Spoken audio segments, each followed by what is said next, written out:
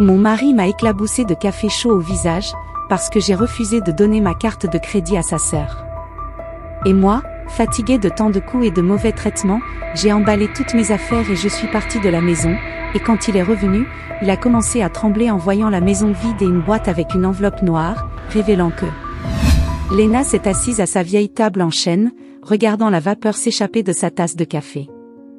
Le matin avait un air trompeusement paisible, avec la lumière du soleil filtrant à travers la fenêtre de la cuisine, peignant des ombres douces sur la surface en bois. L'arôme du café fraîchement préparé remplissait la pièce, mais dans sa poitrine pesait un malaise qui n'avait rien à voir avec la caféine. Andreï était là, de l'autre côté de la table, sa posture raide et son regard fixé sur l'écran de son téléphone. La tension dans l'air était comme du verre prêt à se briser. Le silence entre eux n'était pas nouveau. Elle avait appris à vivre avec, à l'interpréter comme un code secret qui cachait les véritables émotions de son mari. Quand Andreï ne parlait pas, cela signifiait qu'il calculait, attendait, mesurait chacun de ses mouvements avant de lancer la prochaine sentence qui définirait le ton de sa journée. Il n'avait pas besoin de mots pour la faire se sentir mal à l'aise, sa seule présence, ce léger tapotement des doigts sur la table, suffisait à enfoncer l'anxiété dans sa poitrine. Léna prit une gorgée de café, sentant le goût amer se répandre sur sa langue. Peut-être, pensa-t-elle, que ce matin serait différent. Peut-être qu'aujourd'hui il n'y aurait pas de discussion. Peut-être qu'elle pourrait faire semblant que sa vie n'était pas piégée dans un va-et-vient constant de tension et de contrôle. Mais l'illusion se dissipa aussi vite qu'elle était venue lorsqu'Andreï leva finalement les yeux de son téléphone. « Maria a besoin d'aide », dit-il d'une voix froide, sans lever les yeux de son téléphone. Le simple nom de Maria suffisait à intensifier le malaise de Léna. La sœur d'Andreï était un fantôme qui rôdait toujours autour de leur vie, apparaissant aux moments les plus inopportuns avec ses suppliques déguisées en urgence. Ce n'était pas la première fois qu'elle demandait de l'argent, et Léna savait que ce ne serait pas la dernière. Elle était déjà passée par là. Elle inspira profondément et posa la tasse sur la table avec un léger clink. « Andreï, on a déjà parlé de ça », répondit-elle calmement, bien qu'elle sente la pression dans sa poitrine augmenter. « Je ne peux plus continuer à lui prêter de l'argent. Ce n'est pas une solution. » Andreï leva les yeux. Ses yeux gris, durs comme de l'acier, la transpercèrent d'un éclat d'impatience. « Tu ne peux pas ou tu ne veux pas ?» Son ton était neutre, mais Léna reconnut le fil caché derrière ces mots. « Je ne veux pas », admit-elle sans détour, sentant la vérité brûler dans sa gorge. « Et je ne peux plus continuer à justifier ça. Elle dit toujours que c'est une urgence, mais ce qu'elle fait, c'est gaspiller. Elle a acheté un sac de créateur la dernière fois qu'on lui a donné de l'argent, tu te souviens ?» Andreï soupira exagérément et s'appuya contre la chaise. Puis il tourna le téléphone sur la table et le glissa vers elle. L'écran affichait un message de sa sœur. « S'il te plaît, Andreï, aide-moi. Je ne sais pas quoi faire, je suis désespérée. Je n'ai besoin de ça qu'une seule fois, je te jure. » « Tu penses qu'elle ment ?» demanda-t-il, sa voix teintée de reproche. Léna n'eut pas besoin de lire plus. Elle avait déjà vu cela. La manipulation de Maria était un chef-d'œuvre bien rodé. Des larmes, des suppliques, des promesses vides. Chaque mot soigneusement choisi pour faire d'Andreï un héros, un frère protecteur devant la sauver. Mais Léna ne tomberait pas dans le piège. Pas cette fois. Oui, dit-elle sans hésiter, croisant les bras. Je l'ai vu trop de fois. Le changement sur le visage d'Andreï fut immédiat. Ses traits se tendirent et la ligne de sa mâchoire se marqua avec force. Ses articulations blanchirent lorsqu'il serra les poings sur la table. « C'est ma sœur », dit-il d'une voix plus basse, plus dangereuse. « Je ne peux pas la laisser tomber. Et moi, je ne peux pas continuer à lui permettre de nous entraîner avec elle », répliqua Léna, sentant son sang bouillir dans ses veines. « Nous ne sommes pas sa banque, Andreï. Nous sommes mariés, nous avons nos propres responsabilités. » Le silence tomba sur la pièce comme une pierre. Léna sentit la température de la conversation monter, l'air devenant plus dense. Andreï la regardait avec une intensité qui lui donna des frissons. « Je ne peux pas croire à quel point tu es égoïste », cracha-t-il, d'une froideur qui fit se tordre l'estomac de Léna. « C'est ma famille. »« Moi aussi je le suis », répondit Léna d'une voix ferme. Ou est-ce que ça ne compte que quand je fais ce que tu veux? Andreï cligna des yeux. Pendant un instant, un minuscule instant, il sembla traiter ses mots. Mais ensuite, en un clin d'œil, la fureur assombrit son regard. C'était trop rapide. Le mouvement, le son du liquide se déversant dans l'air, la chaleur brûlante qui explosait contre sa peau. Elle n'eut pas le temps de réagir lorsque la tasse de café heurta sa poitrine et que le liquide bouillant imbiba sa chemise. La douleur fut instantanée, une piqûre ardente qui la fit halter et reculer, mettant ses mains sur sa peau mouillée dans une tentative futile d'apaiser la brûlure. Le silence qui suivit fut pire que l'agression. Andreï était toujours là, la main tendue, les doigts encore crispés par la force avec laquelle il avait lancé la tasse. Ses yeux brillaient d'une combinaison de fureur et de surprise, comme s'il ne croyait même pas lui-même ce qu'il venait de faire. Léna resta immobile, sentant le liquide chaud imbiber ses vêtements, la brûlure lacérant sa peau, mais la véritable brûlure était à l'intérieur d'elle. Dans son esprit. Dans son cœur. Parce que pour la première fois, il n'y avait pas d'excuse. Elle ne pouvait plus dire qu'elle était juste stressée. Elle ne pouvait plus se convaincre que c'était un accident. Il n'y avait plus de moyen de justifier l'injustifiable.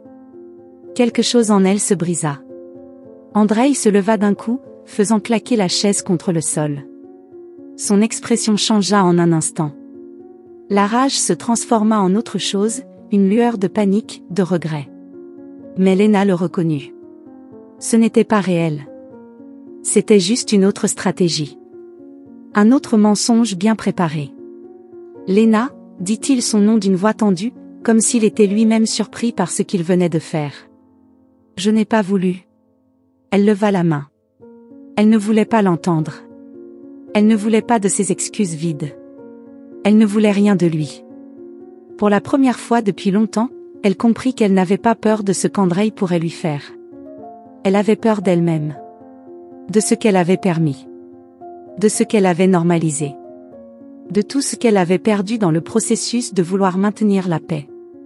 Les mains tremblantes, elle prit une serviette sur la table et se sécha le visage d'un geste mécanique.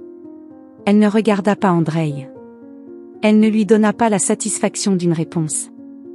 Tu as de la chance qu'il n'y ait pas d'enfant ici pour voir quel genre d'homme tu es devenu, dit-elle enfin, sa voix basse, presque un murmure, mais chargée de quelque chose de nouveau.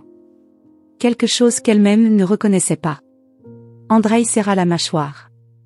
Le muscle de sa tempe pulsa de rage contenue. Ne me provoque pas, Léna. Elle le regarda alors, et le froid dans son regard était plus glacial que n'importe quelle menace qu'il pourrait proférer. Je n'ai pas besoin de le faire. Tu l'as fait tout seul. Le bruit de la porte se fermant résonna dans toute la maison lorsqu'Andreï partit d'un pas lourd. Léna resta là, debout dans la cuisine, l'odeur du café imprégnée dans ses vêtements et une certitude dans son âme. Cette maison n'était plus sa maison. Et cette fois, il n'y aurait pas de retour en arrière. Léna resta là, immobile, les vêtements imbibés de café et la peau brûlante de la brûlure. Le silence de la maison, après la sortie furieuse d'Andreï, était un abîme qui engloutissait toute possibilité de retour en arrière. Elle porta une main à sa poitrine, non pour apaiser la douleur de la peau, mais pour tenter d'arrêter le tourbillon qui se déchaînait en elle. Quelque chose en elle, enterré sous des années d'excuses et de tolérance, se réveilla avec fureur. Elle ne pouvait plus rester là. La pensée la frappa avec la force d'un train en mouvement. C'était irrationnel, précipité, mais absolument nécessaire. Andreï avait franchi une limite sans retour possible, et le pire n'était pas le café bouillant, ni son cri de rage. Le pire était ce que Léna avait vu dans ses yeux avant qu'il ne sorte par la porte, la certitude qu'il l'avait acculé. Pas cette fois. Le cœur battant contre ses côtes, Léna se dirigea vers la salle de bain. Elle ouvrit le robinet d'eau froide et trempa une serviette, qu'elle passa sur sa peau rouge. Elle se regarda dans le miroir et eut envie de vomir. Les yeux gonflés, la mâchoire serrée, le regard fatigué d'une femme qui avait appris à faire semblant que tout allait bien. Mais il n'y avait plus personne à tromper. Elle partirait. Et elle le ferait ce soir même. Elle sortit de la salle de bain et se dirigea directement vers l'armoire de la chambre. La chambre conjugale semblait plus étrangère que jamais, comme si chaque objet était imprégné de la froideur d'Andreï. Elle ouvrit un tiroir avec des mains tremblantes et sortit une petite boîte en bois qu'elle avait cachée il y a des années. À l'intérieur, un paquet de billets soigneusement pliés. Ce n'était pas grand-chose, mais c'était suffisant pour commencer. Elle ne pouvait pas emporter trop de choses, mais elle avait besoin de l'essentiel. Le lieu suivant était son bureau. Elle sortit une enveloppe où elle gardait des copies de documents importants, son passeport, son acte de mariage, son relevé bancaire, son identité enfermée dans des papiers. Elle s'arrêta un instant lorsque ses doigts touchèrent un vieil album photo qu'elle ne se souvenait pas avoir mis là. Elle l'ouvrit avec un pouls instable. Les premières images étaient de sa vie avant Andreï. Son visage illuminé à l'université, entouré d'amis, le rire sincère qu'elle ne voyait plus dans le miroir depuis si longtemps. Et là, elle était là. Katia. La respiration de Lena devint saccadée. Elles étaient inséparables, sœurs d'une autre sang. Jusqu'à ce qu'Andreï commence à faire des remarques, à semer des doutes. « Je n'aime pas l'influence qu'elle a sur toi », avait-il dit un jour, sur un ton calculé. « Tu ne te rends pas compte, mais elle te manipule. Ce n'est pas bon pour toi. » Peu à peu, Lena s'était éloignée, se convainquant que c'était le mieux. Elle prit son téléphone et fit glisser son doigt sur l'écran, cherchant son contact. Était-elle encore là? Oui. Le nom de Katia apparut comme un fantôme du passé. Lena sentit sa bouche sèche. Cela faisait des années qu'elle ne s'était pas parlé. Que lui dirait-elle? Que devait-elle dire pour que son amie l'écoute? Elle ne pouvait plus y penser. Si elle le faisait, elle se figerait. Elle appuya sur le bouton de l'appel et ferma les yeux, attendant. Le ton sonna 3 fois avant que la ligne ne s'ouvre. Lena? La voix de Katia la frappa fort. C'était la même que toujours, ferme, chaleureuse, avec ce ton d'incrédulité qui fit trembler encore plus ses mains. Katia, dit-elle, la voix brisée. Le silence s'étira quelques secondes, comme si de l'autre côté de la ligne, Katia décidait si elle devait raccrocher ou non. Je ne m'attendais pas à ton appel. Lena sentit sa poitrine se serrer. Moi non plus, mais j'ai besoin d'aide. La sincérité de ses paroles rendit l'air plus lourd. Katia souffla, et Lena pouvait l'imaginer passer une main dans ses cheveux, traitant ce qu'elle venait d'entendre. Qu'est-ce qu'il a fait? Demanda Katia d'un ton sec. Lena ferma fort les yeux. Je ne veux pas en parler maintenant. J'ai juste besoin d'un endroit où rester. Un autre silence. Lena sentit son cœur dans sa gorge. Viens, dit Katia finalement. Mais Lena. Andreï ne te laissera pas partir aussi facilement. Ces mots lui donnèrent la chair de poule. Elle le savait. Elle le sentait dans chaque fibre de son corps. Andreï ne la laisserait pas partir. Elle raccrocha et fixa le téléphone dans ses mains. Le tremblement dans ses doigts s'intensifia. Elle avait l'impression d'avoir franchi une frontière invisible, un point de non-retour qui la faisait se sentir exposée, vulnérable. Elle ne pouvait pas perdre de temps. Elle retourna au placard et prit une petite valise. Ses vêtements y disparurent dans des mouvements maladroits. L'essentiel, juste l'essentiel. Chaque fois qu'elle entendait le grincement du sol sous son poids, elle sentait qu'Andreï était sur le point d'ouvrir la porte. Le bruit du moteur d'une voiture la fit se figer. Elle se pencha par la fenêtre, sa poitrine montant et descendant difficilement. La voiture noire d'Andreï était garée devant la maison. La panique monta dans sa gorge comme un poison. Elle ne pouvait pas rester là. Elle devait partir avant qu'il n'entre. Elle prit la valise, son sac, et courut vers la porte arrière. Sa main était en sueur en tournant la poignée. L'air nocturne lui frappa le visage. Elle sortit. Le monde dehors semblait plus grand, plus ouvert, plus effrayant. Elle se dirigea vers la rue parallèle, où elle avait laissé sa voiture. À chaque pas, elle avait l'impression que quelqu'un l'observait.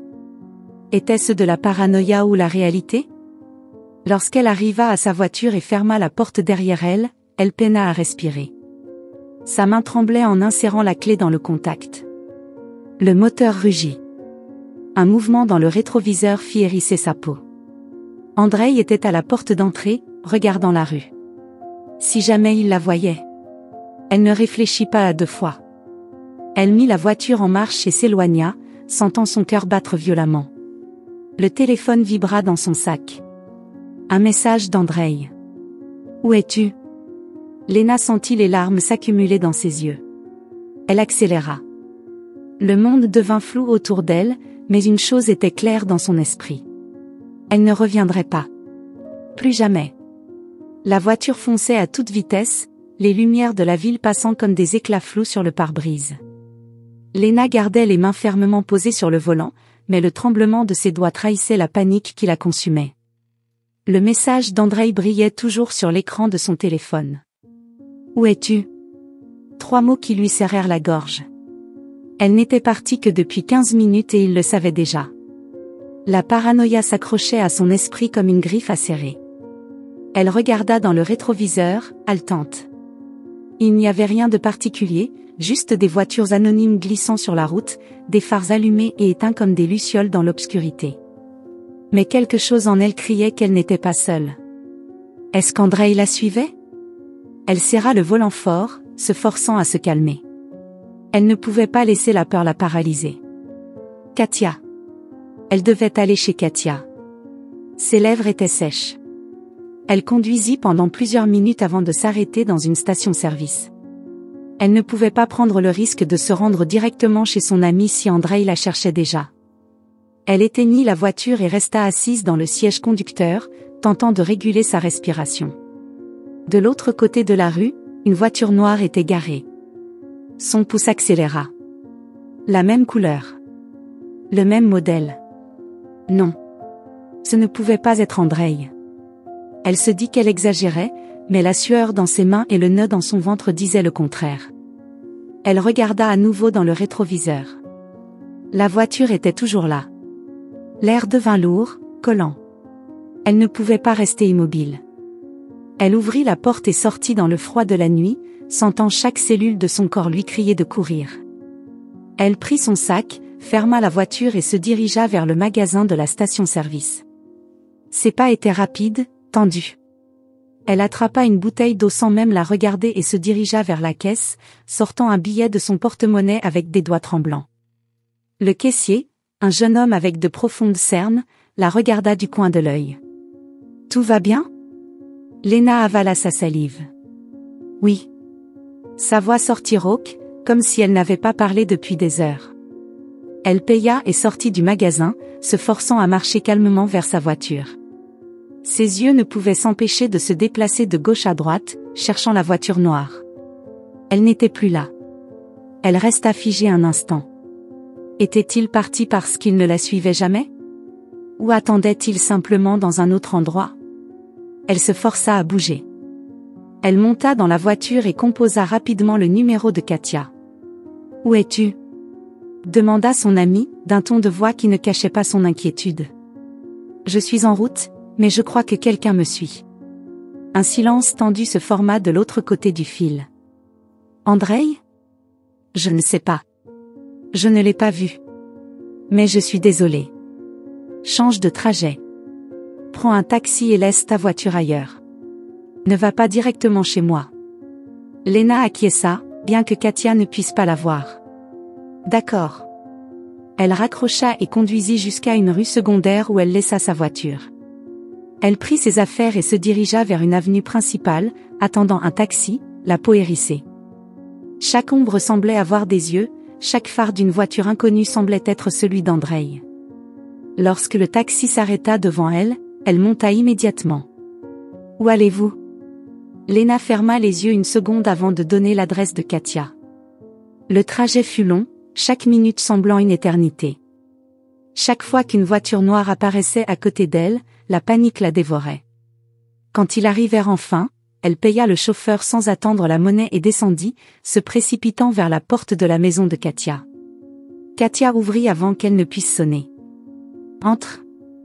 Léna à peine franchit le seuil que son amie ferma la porte et verrouilla la serrure rapidement. « Tu l'as vu ?» demanda Katia, les sourcils froncés.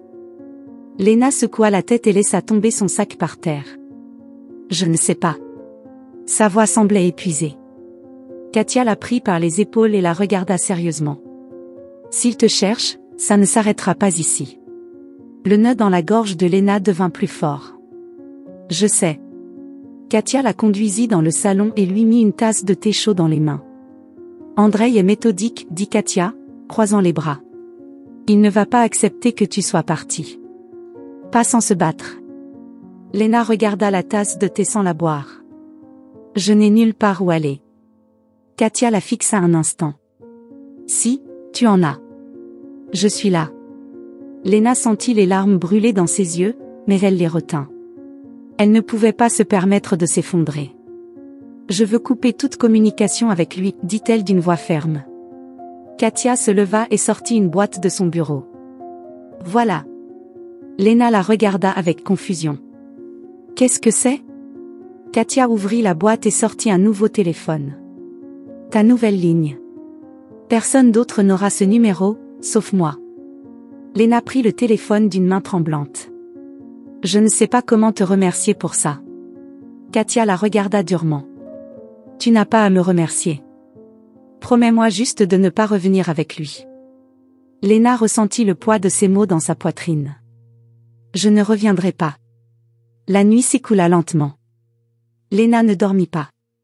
Chaque bruit la faisait sursauter. Au réveil, elle trouva Katia dans la cuisine, déjà avec le café sur la table. Tu dois chercher un travail. Quelque chose qui t'aidera à recommencer. Léna acquiesça, bien que la peur soit toujours là. Son nouveau téléphone vibra. Un message. Tu pensais pouvoir te cacher? Il n'y avait pas de numéro. Seulement un message anonyme. Katia vit son expression et prit le téléphone de ses mains. Il t'a trouvé. Léna sentit son visage pâlir. Katia s'approcha d'elle. Tu ne peux pas affronter cela seule. Nous avons besoin d'une aide professionnelle. Léna serra les poings. Je ne veux plus avoir peur. Katia la regarda fermement. Alors nous allons nous assurer qu'il n'ait plus jamais de pouvoir sur toi.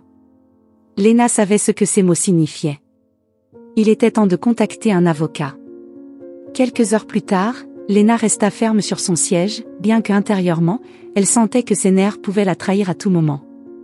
Le bureau de Vladimir Richetov avait une atmosphère lourde, avec des étagères remplies de livres de droit, des documents reliés en cuir et une lampe de bureau qui émettait une lumière jaunâtre qui peinait à atténuer le froid de la pièce.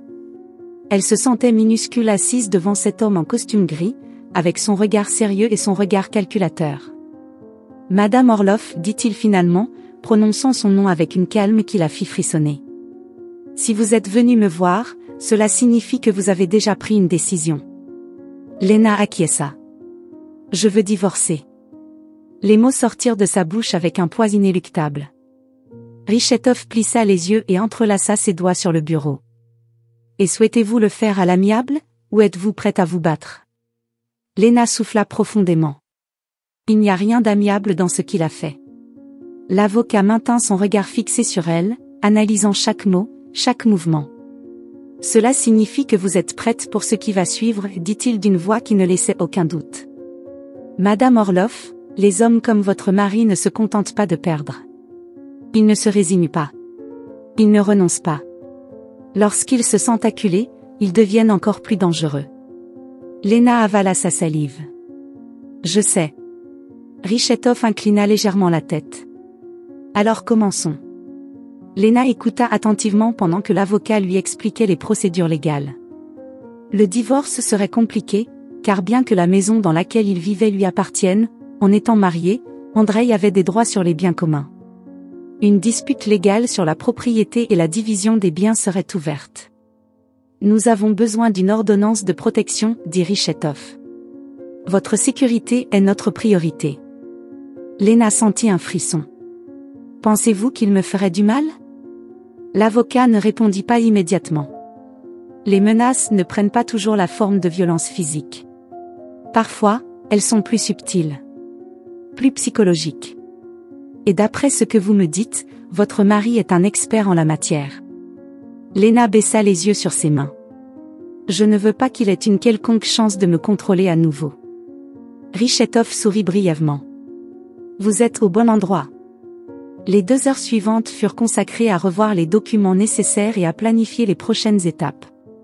Léna se surprit à parler avec une telle détermination, comme si le simple fait de le dire à haute voix rendait tout plus réel. Lorsqu'elle sortit du bureau, l'air froid la frappa au visage comme un avertissement. Le téléphone vibra dans son sac. Elle sortit l'appareil et lut le message. « Pensez-vous que vous pouvez disparaître sans conséquence ?» Lena sentit le sol se dérober sous ses pieds. Il n'y avait ni numéro, ni nom. Katia avait raison. Andreï ne la laisserait pas partir aussi facilement. 3 jours passèrent sans qu'Andreï n'établisse de contact direct, mais les menaces anonymes ne cessèrent pas. Sa boîte mail se remplit de messages inquiétants. « Tu es une ingrate. Où vas-tu te cacher quand ta chance sera finie ?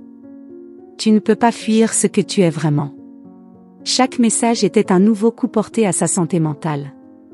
Elle savait qu'elle devait prendre la prochaine décision sans tarder. Elle devait sortir ses affaires de la maison. Elle profita d'une heure où elle savait qu'Andreï serait au travail. Elle engagea secrètement une société de déménagement, réserva un espace de stockage et se leva avant l'aube pour mettre son plan à exécution. Lorsqu'elle arriva à la maison, les murs semblaient plus hauts, plus imposants. L'odeur familière de sa vie passée la frappa avec un mélange de nostalgie et de répulsion. Il n'y avait pas de temps à perdre. D'un mouvement rapide, elle emballa tous ses vêtements, documents et effets personnels. L'entreprise de déménagement travailla efficacement. En quelques heures, la maison était vide. Avant de partir, elle laissa une seule boîte noire au centre du salon. À l'intérieur, une seule feuille de papier. Quand Andreï arriva et vit la maison vide, ses mains se refermèrent en poings, si serrées que les articulations blanchirent. Il s'approcha de la boîte, l'ouvrit avec des mains tremblantes et sortit le message. « Ce que tu pensais être à toi, ne l'a jamais été. » La panique se glissa sous sa peau comme un poison. Lena était chez Katia quand le téléphone sonna. C'était Maria. « Lena, on peut parler ?» La froideur de sa voix laissa clairement entendre qu'il ne s'agissait pas d'un appel anodin. « Il n'y a rien à dire, répondit Lena prudemment. « S'il te plaît, je veux qu'on fasse la paix. » Lena serra les dents. « Je ne te crois pas. Je ne veux pas que cela devienne une guerre, Lena. » Le rire de Lena fut amer. « Il est trop tard pour ça. » Maria soupira de l'autre côté de la ligne. « Andreï est sous le choc. Il ne s'attendait pas à ce que tu le quittes vraiment. » Lena ferma les yeux. « Je me fiche de ce qu'il ressent. Je sais que tu me détestes, mais on devrait parler en personne.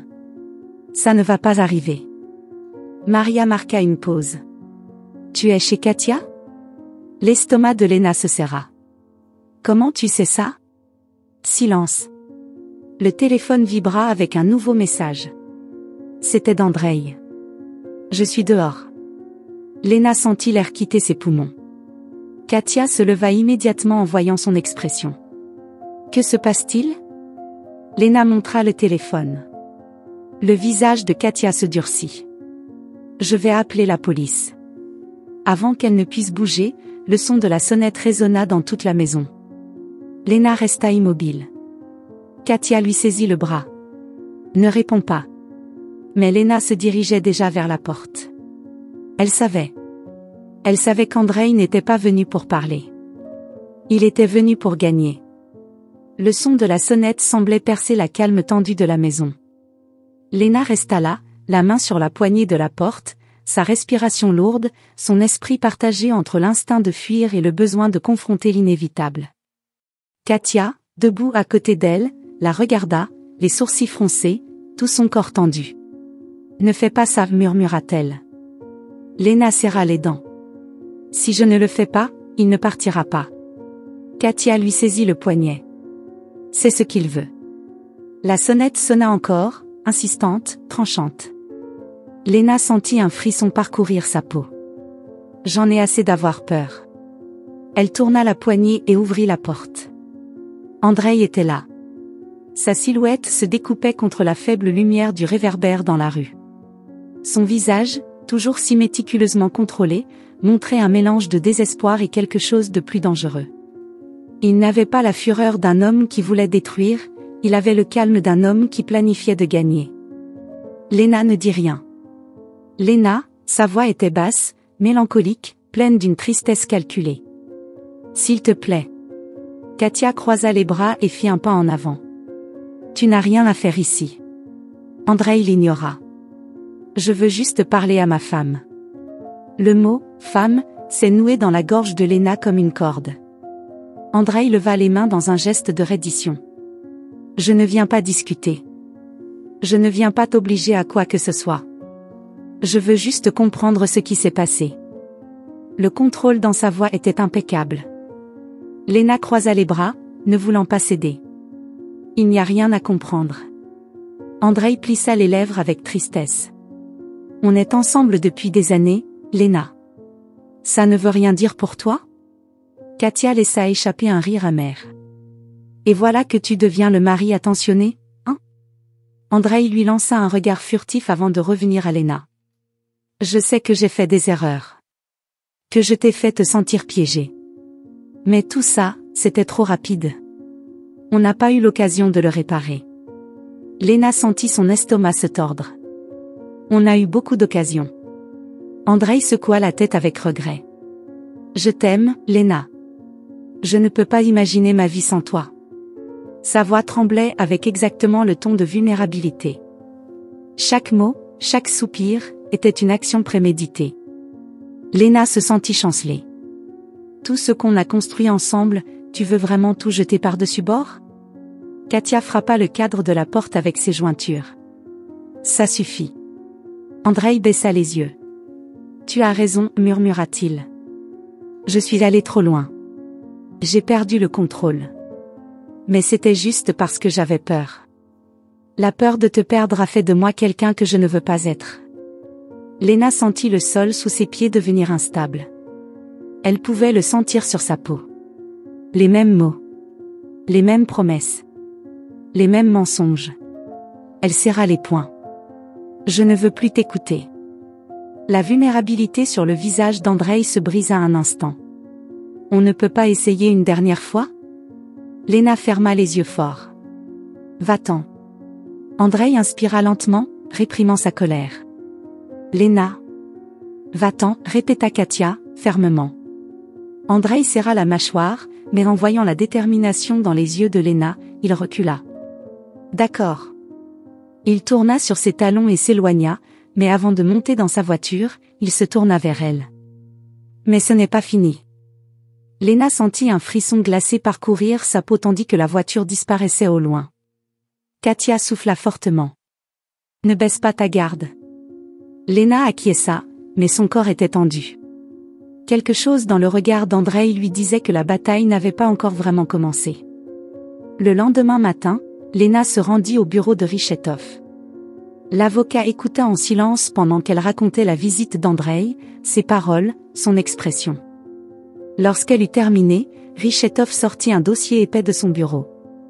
Avant qu'Andreï ne se marie avec toi, il a eu 2 autres relations longues. Les 2 ont pris fin dans des circonstances préoccupantes. Léna sentit son pouce accélérer.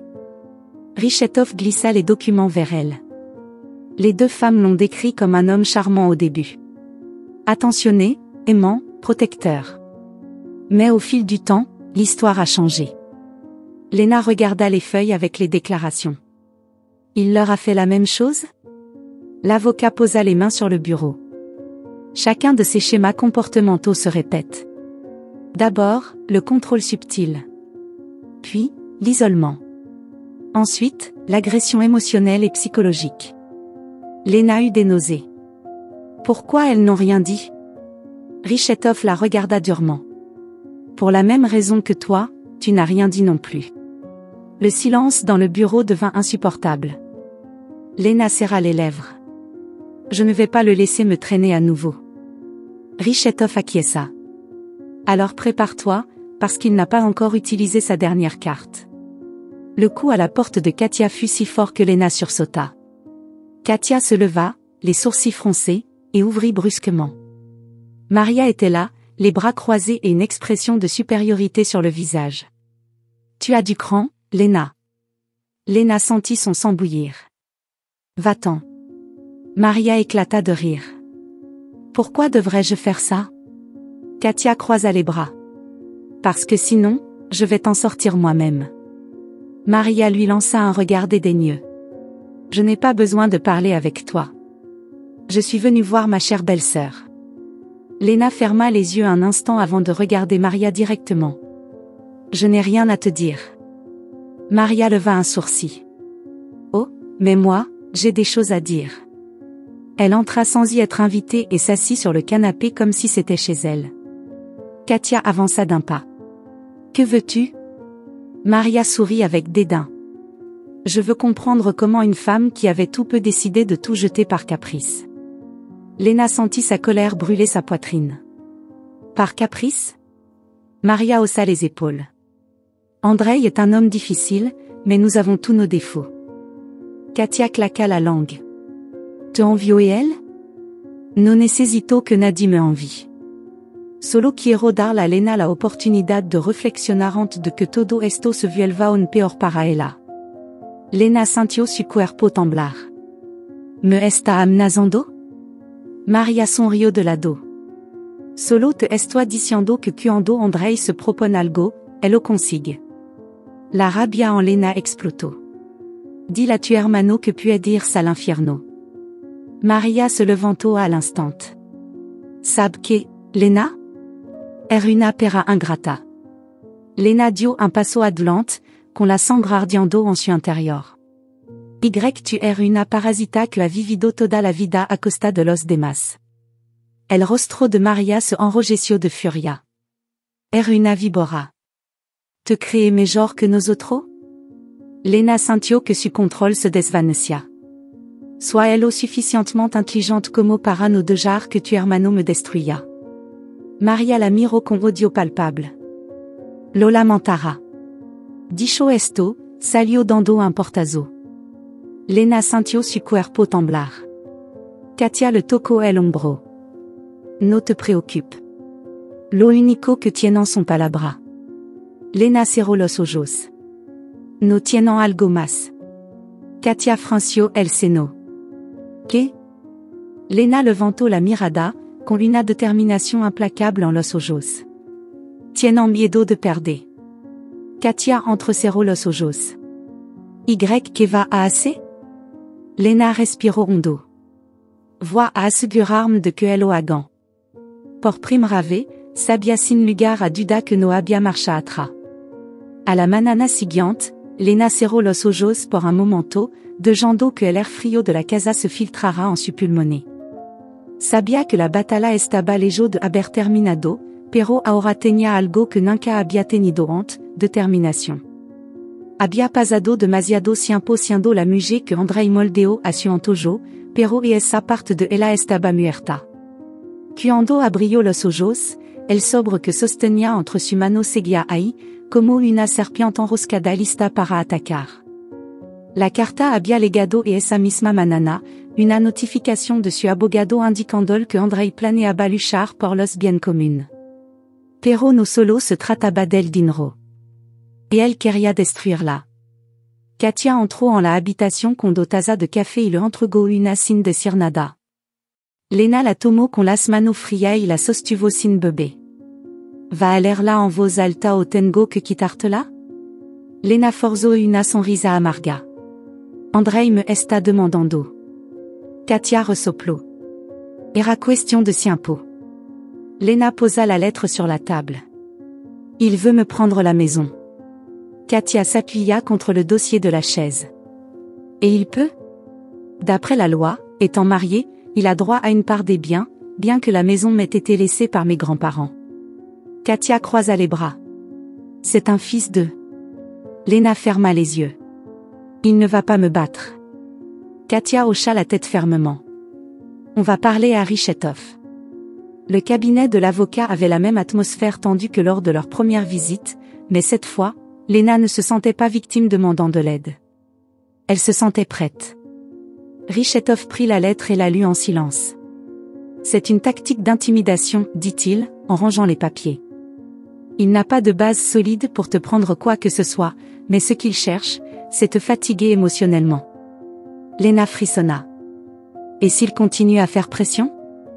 Richetov posa les mains sur le bureau. Je savais qu'Andrei allait contre-attaquer, mais il y a quelque chose d'autre dont tu dois être consciente. Il sortit un dossier et le glissa vers elle. Maria est en train de jouer son jeu. Lena sentit un nœud dans l'estomac. Elle ouvrit le dossier et vit les documents. Elle dépose une plainte disant que tu es mentalement instable. Lena resta figée. Quoi? Katia se pencha pour lire par-dessus son épaule. Elle dit que tu as eu des crises nerveuses, que tu prends des médicaments psychiatriques et qu'Andrei craignait pour sa sécurité parce que tu es devenue agressive. Lena sentit la peau glacée. C'est un mensonge. Bien sûr que c'est, dit calmement Richetov, mais cela ne veut pas dire que cela ne peut pas te faire du mal. Ce qu'elle essaie de faire, c'est de te discréditer avant que tu ne le fasses avec Andrei. Lena ferma les yeux, pleine de rage. Je n'arrive pas à croire qu'elle en soit arrivée là. Katia frappa la table du poing. Et qu'allons-nous faire? Richetov se laissa aller dans sa chaise. On va utiliser cela contre elle. Lena le regarda attentivement. Comment? L'avocat entrelaça ses doigts. On va la laisser s'embrouiller dans ses propres mensonges. La sonnette de la maison de Katia retentit bruyamment. Lena sentit son cœur s'arrêter. N'ouvre pas, murmura Katia en se levant. Mais Lena savait déjà qui c'était. Elle ouvrit la porte et Maria était là, avec son faux sourire de suffisance. Chère Lena. Lena la regarda froidement. Que veux-tu? Maria entra sans invitation. Oh, je viens juste te dire que tu commets la pire erreur de ta vie. Katia croisa les bras. Et maintenant? Maria s'assit sur le canapé et sortit son téléphone. Andrei est prêt à oublier tout ça, si tu fais ce qu'il faut. Lena sentit la colère la consumer. Ce qu'il faut? Signer un accord où tu lui céderais la maison. Lena rit amèrement. Dis-lui que je préfère voir la maison en ruine plutôt que de la lui donner. Maria serra les dents. Tu sais que ça ne finira pas bien pour toi, Lena. Lena la regarda durement. C'est ce que j'ai dit à ton frère. Maria se leva furieuse. Tu vas regretter ça. Lena ne fléchit pas. Pas plus que vous ne le ferez. Maria partit en claquant la porte. Katia la regarda avec incrédulité. C'était une déclaration de guerre. Lena serra les poings. Nous étions déjà en guerre. Le bruit de la porte s'ouvrant brusquement fit sursauter Lena. Andrei entra à grands pas, son visage tordu par la rage. Katia se plaça entre lui et Lena. Tu enfreins l'ordonnance restrictive. Andrei ne la regarda même pas. Lena, que fais-tu? Lena sentit l'adrénaline envahir son corps. Laisse-moi tranquille. Andrei fit un pas en avant. On peut arranger ça. Il n'est pas nécessaire que ça se passe ainsi. Katia sortit son téléphone. Si tu ne t'en vas pas, j'appelle la police. Andrei ferma les yeux et prit une grande inspiration. Je ne veux pas compliquer encore les choses.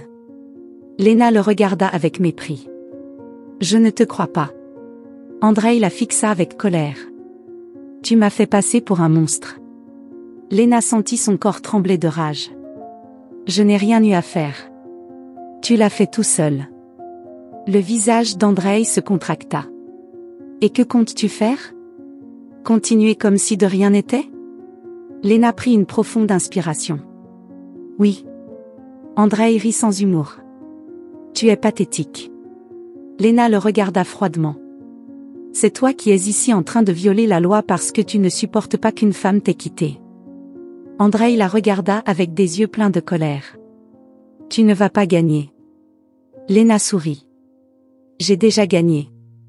Andrei ouvrit la bouche pour répondre, mais la voix de Richetov résonna dans le couloir. Merci pour votre déclaration, monsieur Orlov. Tout le monde se tourna. Richetov tenait son téléphone en l'air. J'ai tout enregistré. Andrei resta figé. Katia sourit avec satisfaction. C'est une confession d'abus, de menaces et de violation de l'ordonnance de restriction. Andrei sentit le sol se dérober sous ses pieds. Lena fit un pas en avant. Au revoir, Andrei. Le bruit des sirènes se fit entendre au loin. Andrei ressentit le goût amer de la défaite. Lena sentit l'air revenir dans ses poumons. Elle était libre. Lena regarda par la fenêtre tandis que les lumières rouges et bleues clignotaient dans la rue. L'écho des sirènes s'éloignait lentement, mais l'impact de ce qui venait de se passer pesait encore sur sa poitrine.